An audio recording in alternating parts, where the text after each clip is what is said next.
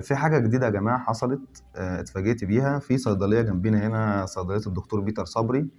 اتفاجئت إن هم بعتوا لي بيسألوني شوية أسئلة، وأنا سعيد إن هم بيسألوا، يعني بدل ما يجاوبوا الناس بأسئلة إجابات غلط، فكويس إن هم بعتوا لي الأسئلة كاتبينها لي في ورقة، وأنا طلبت منهم الأدوية تجيلي علشان خاطر أعرف أجاوب وأوريكم الأدوية لايف على طول. خلاص؟ طيب. معظم الأسئلة اللي هم جايبينها لي النهارده خاصة بفيتامين د، وده حاجة كويسة. يبقى كده موضوع الحلقة النهارده أسئلة كتير عن فيتامين د، وفعلا الأسئلة دي أنا بتسألها كتير جدا. فناخد سؤال سؤال ونجاوب. أول سؤال: هل الطفل محتاج دايما فيتامين د؟ فيتامين د يا جماعة فرض على كل طفل من أول يوم في الولادة لحد ما يتم سنتين. الجرعة الرسمية 400 وحدة، 400 وحدة في أول سنة، 600 وحدة في السنة الثانية. كويس إن احنا بقى جبنا سيرة موضوع 400 وحدة. الناس فاكرة إن فيتامين د يعني فيدروب اللي هو ده.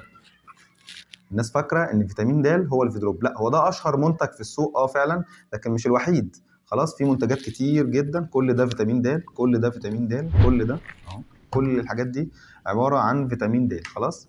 طيب ايه الفرق ما بين الحاجات دي وبعضيها؟ تركيزات. بمعنى انا محتاج 400 وحده، طيب النقطه من الفيدروب ب 100، يعني النقطه فيها 100 وحده، يبقى انا محتاج كام؟ 4 نقط، صح كده؟ يبقى 4 نقط ب 400. طب لو انا عندي منتج في السوق النقطه منه ب 400، يبقى اخد نقطه، صح؟ طب لو انا عندي منتج النقطه منه ب 200، يبقى اخد نقطتين في اول سنه. طب في السنه الثانيه انا محتاج 600، محتاج 600، يبقى اخد 6 نقط من الفيدروب، او 3 نقط من اللي هو ب 200. يبقى اللي عايز اقوله ان فيتامين د فيه منتجات كتير بفرق التركيزات، اشوف النقطه فيها قد ايه واشوف انا محتاج قد ايه. 400 في اول سنه، 600 في السنه الثانيه، دي كلها منتجات عباره عن فيتامين د. نجيبها كده على جنب عشان نكمل اجابه على الاسئله. عايز الفت نظركم لحاجه مهمه يا جماعه، ان ده فيتامين د غير نشط، بيتاخد كوقايه من امراض لين العظام، لكن في منتجات نشطه ما ينفعش ان انا اخدها بشكل وقائي، دي بناخدها لما نكون عندنا مشاكل وامراض وعملنا تحاليل وطلع في نقص، فلازم اخد حاجه نشطه في حاله ان انا عندي مشكله، ما ينفعش اخدها بشكل وقائي. تمام.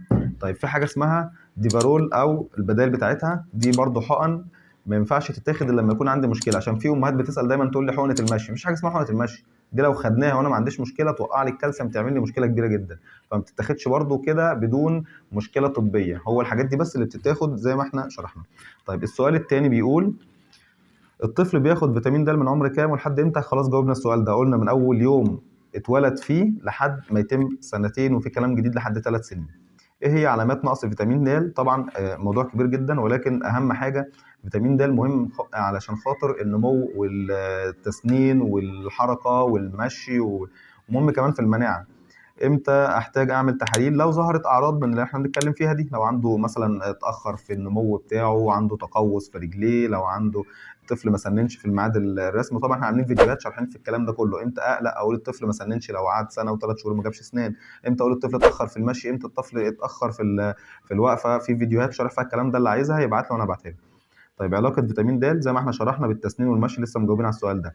تأثير الشمس على فيتامين د. السؤال ده بقى اللي هو ايه مصادر فيتامين د؟ فيتامين د يا جماعة موجود رقم واحد في الشمس. خلاص، يبقى محتاج من بعد الشهر السادس اعرض الطفل للشمس المباشره، يعني يطلع كده مثلا في البلكونه او على السطوح او في اي مكان فيه شمس، ويبقى لابس مثلا شورت وقط كده، والشمس تخبط في جلده بشكل مباشر بعد الشهر السادس. طبعا فيتامين د ليه مصادر تانية في الاكل، في البيض، في السمك، في اللبن، بس على حسب سنه، مش كل حاجه مسموحه الا بالسن، وفي فيديو شرحنا فيه الاكل والحاجات دي كلها. اوقف فيتامين د لما الطفل يتعب؟ ده سؤال بقى مهم جدا بيتسال كتير، وبتفاجئ امهات كتير وقفته لما تعب. يعني ايه الفكره ان انا ابني لما تعب اوقف الفيتامين؟ اذا كان لما الكورونا جت الناس كلها جريت على الزنك وعلى فيتامين سي، وكانت الفيتامينات دي شحه جدا، وكنا يعني بنجيبها كانها متهربه، فاي منطق يخليني لما اتعب اوقف فيتامين د؟ المفروض ان انا اجري على الفيتامين، فمفيش حاجه اسمها لما اتعب اوقف فيتامين د، لا، ده حاجه مفيده جدا للمناعه. هل لازم ناخد كالسيوم مع فيتامين د؟ لا، الكالسيوم ملوش جرعه وقائيه، الكالسيوم يتاخد لو في مشكله، واحنا شرحنا فيديو قبل كده قلنا الكالسيوم خطر وبيعمل حصوات في الاطفال، ما ينفعش اروح اخد كده من الصيدليه كالسيوم عشان اساعده في التسنين. التسنين ده مش مرض، ده حاجه طبيعيه، الناس كلها بتسنن. ينفع الاطفال تاخد حقنه فيتامين د؟ اهو لسه السؤال اللي بقوله اهو، ديفارول والحاجات دي ما ينفعش تتاخد الا لما يكون في مشكله او في مرض. ينفع ازود الجرعه من غير ما ارجع للدكتور؟ ليه نزودها؟ ما هو لازم برضو يكون في داعي. احنا بنقول الجرعه الرسميه الوقائيه اللي هم 400 وحده او 600 في السنه الثانيه، سواء اي منتج من اللي احنا اتكلمنا عليهم دول. الاكل اللي ممكن يعوض فيتامين د، طبعا احنا عملنا فيديو شرحنا فيه الكلام ده، بس اهم الاكلات البيض، اللبن، السمك، السمسم، حاجات كتير. ايه الادويه اللي فيها فيتامين د؟ ما هي لسه قايلينها، الفيدروب يا جماعه النقطه منهم ب 100، يبقى انا لو انا عايز 400 اخد 4 نقط. ديفيتول 200 النقطه ب 200، يبقى اول سنه اخد نقطتين، السنه الثانيه اخد 3 نقط عشان ابقى حققت الايه ال 600 اللي انا عاوزهم، ودي النقطه ب 400. اي منتج ينفع بس نظبط الجرعه اللي احنا محتاجينها. كده خلصنا الاسئله اللي جت، واتمنى يكرروا الموضوع ده، يعني لو عندهم اي اسئله ثانيه يبعتوا لي، وانا ما عنديش مشكله ان انا اجاوب، بحيث ان هم يعني انا شايفها مبادره جميله ان هم ما يجاوبوش من نفسهم على اسئله ممكن ما يكونش عندهم الاجابه الدقيقه.